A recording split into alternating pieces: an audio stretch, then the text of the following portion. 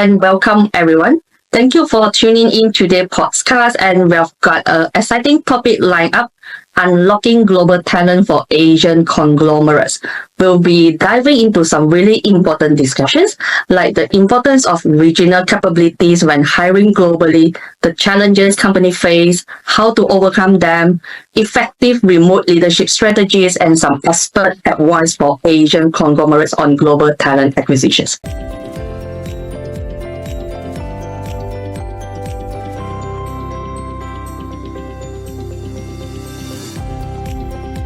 Now, I'm particularly excited about our special guest today, Mr. David Vodden.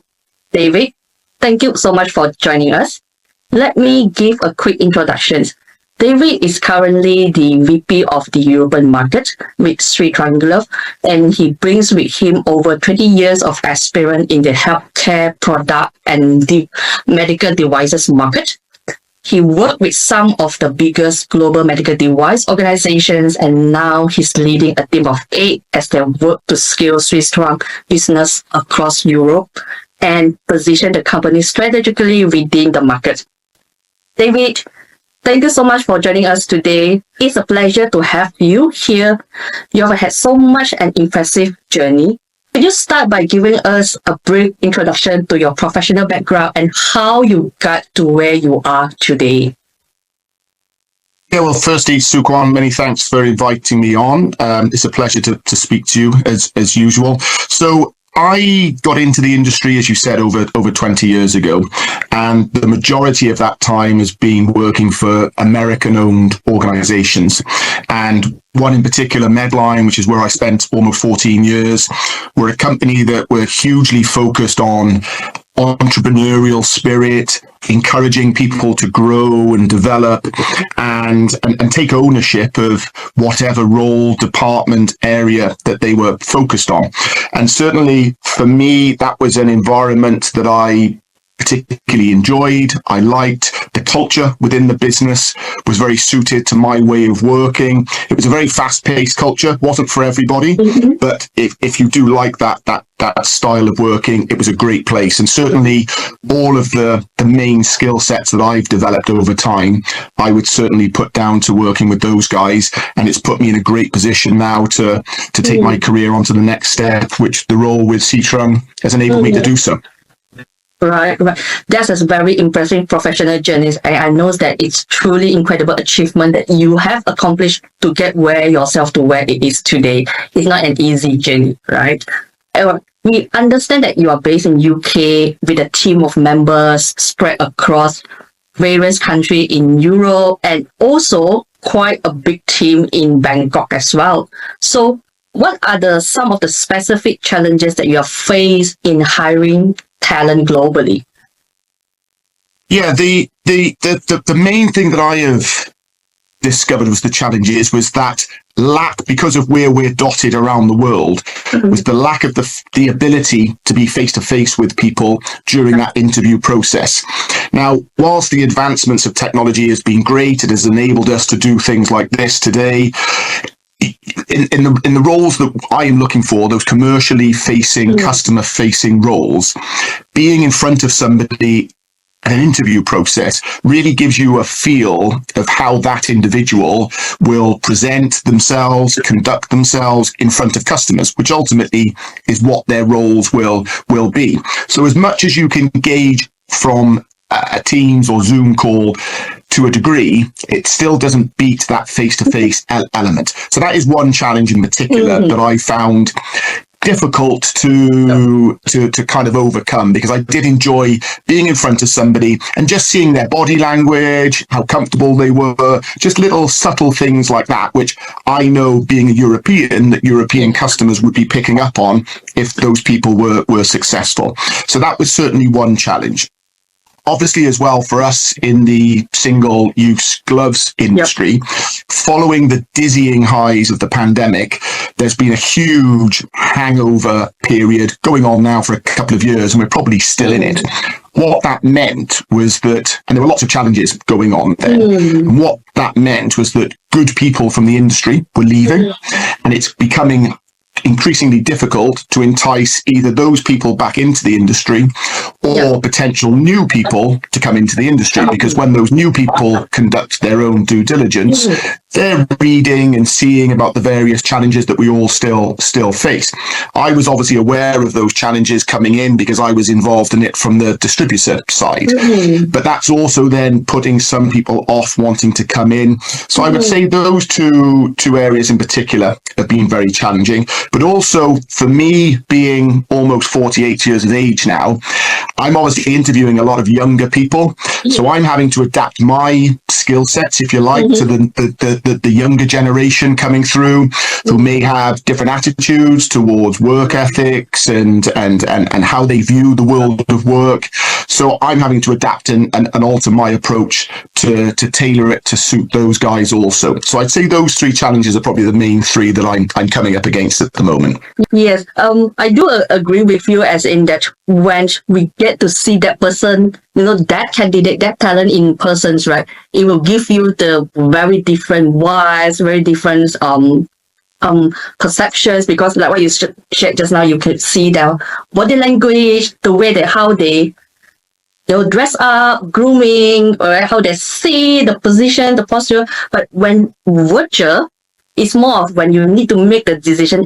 Sometimes it could be like based on your gut feeling as well, right? Yeah, because that's all. You can't touch, you only can hear the audio, the voice. So sometimes it will like increase of the analytical or the observation skill has to be much more higher than previously when you get to see that person in person. Yeah, and for me, when I look at bringing new members into the team, obviously their experience, their skill sets are clearly very important, but more so for me, I look in people's attitude and their passion, their drive, their energy, and as much as you can get that through a team's virtual call, it's better to be face to face. But obviously, when you're 6,000 miles away from someone, it presents some challenges. That.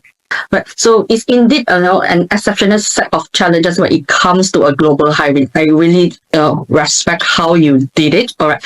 With having said that, right, we also would like to understand how you manage your team, especially we know that you are based in UK.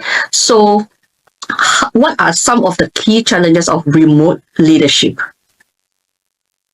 So the key challenges would be, because I'm not there with the team on a daily basis in the office, and my management style is quite hands off. I don't believe in micromanagement. I believe in empowerment. I believe in coaching, guidance, mentoring, which I believe now is the only way really you can be as a manager. We will have regular meetings, and on that meeting we'll be dealing with some short-term topics like what's the order process is, sales for that particular month or quarter, but also then we'll be working on longer term strategies in terms of the coaching and guidance and mentoring side. So we'll be going through some of maybe the subtle changes I want people to make to develop themselves, to improve their styles and techniques. And obviously with me then not being in the office, I'm reliant on those guys going away and actually implementing those changes. And like everything, you'll get some people in the team who will embrace what I say from day one and will go and start implementing it, and then you'll get others who maybe don't. And that is a challenge because I'm not there. I don't see it happening. Obviously, there are ways that I can tell over time. We can look at the performances, and if there hasn't been a change in the performances in any way, then have they actually made those changes or not? But that is probably the biggest challenge is when you're trying something new, when you're getting the team to change the way that they're currently working, is actually seeing them implement those changes. It's very much based on trust, and maybe over time the results do show themselves, but that's probably the single biggest challenge, is not being there to make sure that the team are actually implementing those changes. So I agree with you that the trust is the most important, right? They trust you as a leader despite not being by their side. They always have your support and you'll be there for them even though remotely, and of course you trust them to do their work as well. although you're not micromanaging, you're not watching that. Yeah. But then just would like to understand a little bit more further, right? Because as a remote leaders, you have your teams in across the Europe and then in Bangkok. How do you foster collaboration and productivities, right? Because sometimes we will always hear from the survey or from the feedback from the markets that there's a bit of silo, they need a bit of teamwork, team members. So how do you foster all this, and what are your retention strategy for your global teams? Yeah, well, just going back to a point that we touched on earlier, cultural differences were one of the reasons why I wanted to join Sri Trang, because I wanted to embrace that. And I thought that I could add some value to what was already in place with the cultural differences and maybe tailor it to the European marketplace. So the first thing I discovered when I came to Sri Trang, being a Thai owned company, the culture within the organization is for people not to speak out and not to come out with ideas. Now, working for an American company, that is completely alien. From whatever level of seniority you are, an American organization wants to hear what you on the ground has to say. You may have a fresh pair of eyes on a problem or a hurdle, which maybe you can become more efficient and provide a more smoother customer journey, for example. So what I started to implement with my team in particular is that I wanted to hear from my team. Tell me what's going on the ground. We could maybe change the way we're currently doing things. And for some of the guys who were here previously, it took them a while to do that because they weren't used to having that platform to speak out. And it's been pleasing to see that as I've been here now just over 2 years, they've become more confident in speaking out. Also, for the new people coming in, I've brought them into the business to add value to what we're already doing. So I don't want them to change to suit me. I want them to come in with their own skill set, their own energy, their own drive, and maybe, again, have a fresh pair of eyes on a particular process or problem and come to me to say, David, I've had a look at this. I think there could be a better way of doing it. And that's what I love to hear, because if I may have missed something, so if someone comes in and spots an area that we can improve efficiencies and things like that, I want to hear about it. The big thing about collaboration is regular contact. Being so remote, so I've got people, I'm in the UK, I've got people in Europe, people obviously over in Thailand, in various places in Thailand. It's important that we still try and foster that team entity. So regular dialogue, regular communication, empowering the team. So it's when we do get together, it's not just me talking on the meetings, it's the other guys who are also then contributing.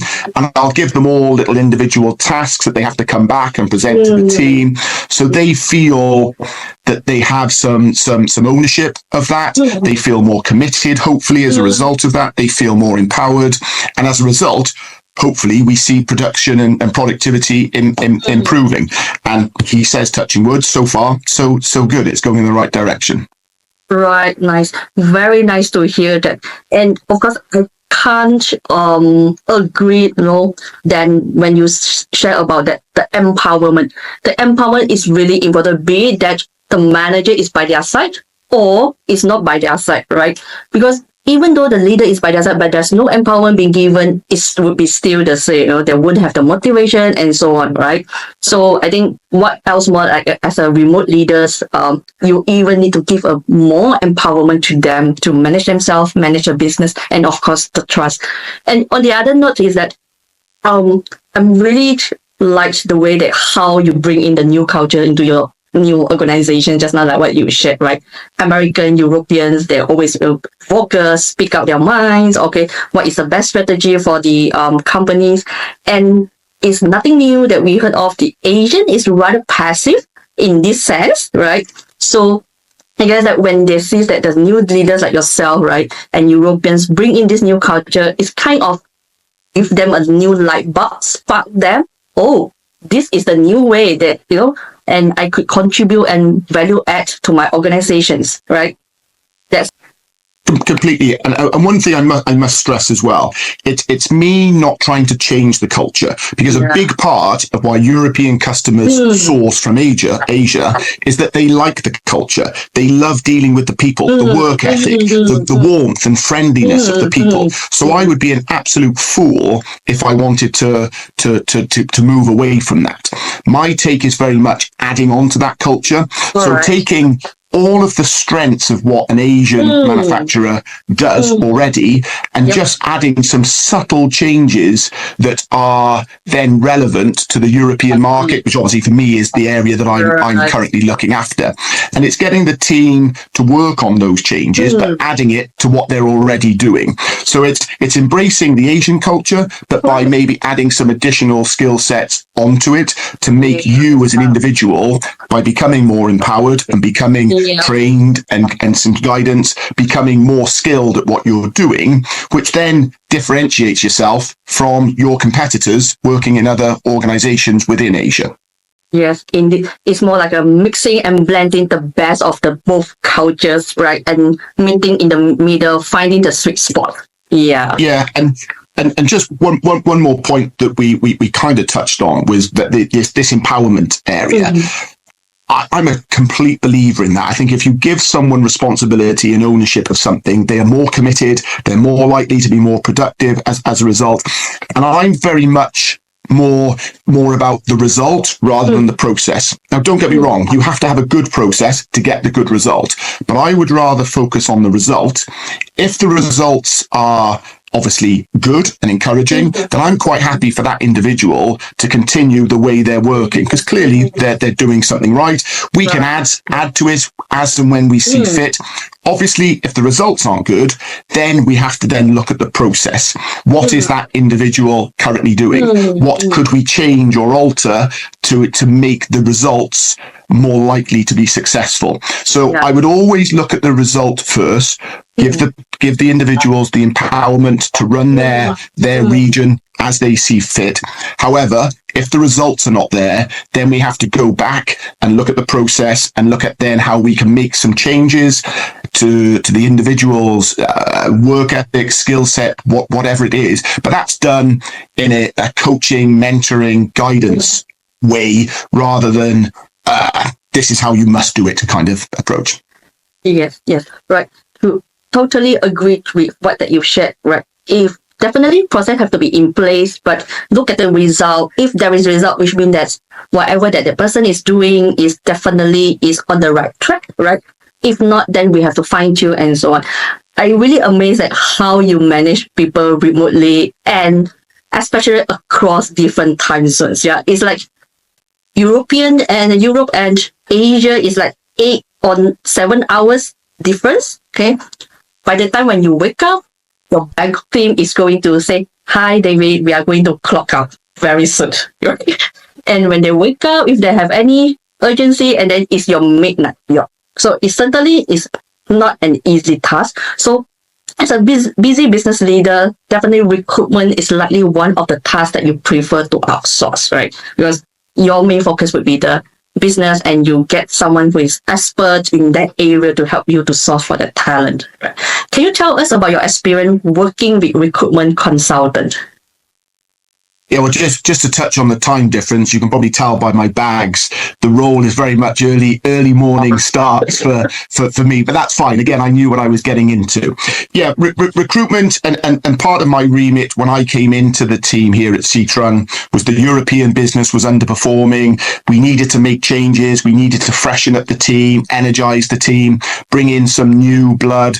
And I was the first person within Sri Trang to actually bring people on a commercial side on the ground in Europe, so it's never been done before, whilst also making some changes to the team in Bangkok and in other places in Thailand. So for me, whilst the European element I had some experience in, clearly I didn't have any experience of Thailand, the Asian market, what the candidate base was like, because I've never dealt with it previously.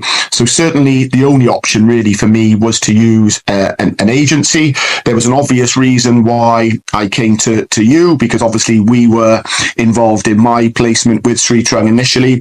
So the key things that I'm looking for in a recruitment consultancy is one, knowing the brief and knowing me, the person. So the brief is the job description, but getting, rather than just a job description on a A4 piece of paper, it's getting to know the subtleties of that job description. So yes, there'll be some basic tasks, but what else is involved in the role? How can the individual add value to the role? What is the culture within that team like? What is the work ethic within that team like? But then also getting to know me as a person. So what am I looking for? So yes, I'm looking for a set of skills and I'm looking for a particular experience.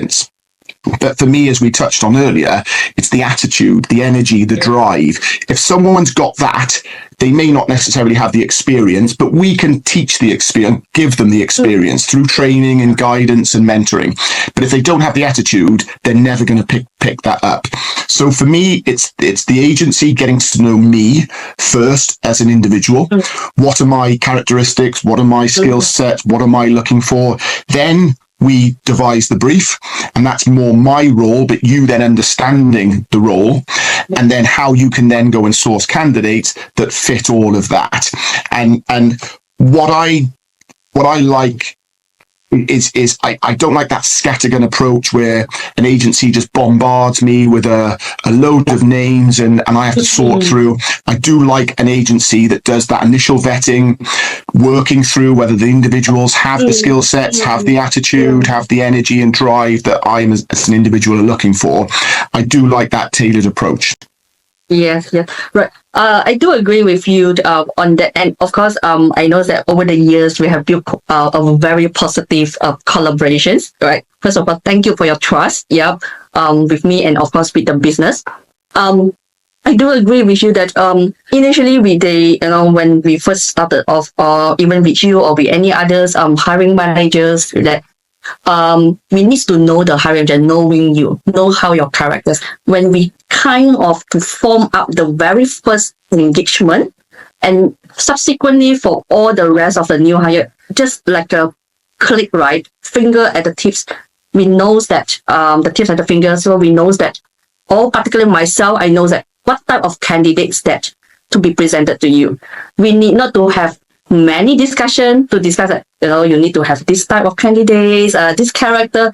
It's just that, okay, David has another hiring. Okay, I know what type of candidates to be presented to David. Yeah. So first of all, I do agree, you need to know the characters of the hiring manager, and as well as knowing the in out of the hiring company as well, the business. Yeah. So in your opinion, do you think that it's important for the consultant or the recruitment consultant to have the region-specific knowledge when hiring globally, especially the market insight? Yeah. Yeah, I really do. I think for me as a European now working for an Asian-based company, I was hugely reliant on you and your company in sourcing good candidates for me, because I literally had no idea. And whilst obviously my own organization would have had some experience from being a locally based company, I like the idea of using someone like yourself to bring in fresh, new people that we weren't aware of, widening the scope of the talent that you're looking for, and yeah, certainly from as you know, I've brought on a number of people into the team that you introduced to me. And just going back to the company knowing the individual, even when we've had scenarios in the past where I haven't actually been looking for somebody, but you've come to me and said, look, I've just met this individual. I have a feeling you would like them. And from there, we met and it developed from there. And that's because you had taken the time to get to know me, what I'm looking for. So even though I didn't have a need or a requirement at that time, you knew I focus on the individual. And you found an individual. I created an opportunity for them, and it just worked really well like that. It's a win for you. It's a win for me. Right. Yeah, definitely. Right. It's a true hands have to be clapped, right, in order to get that things to make it work, right, basically.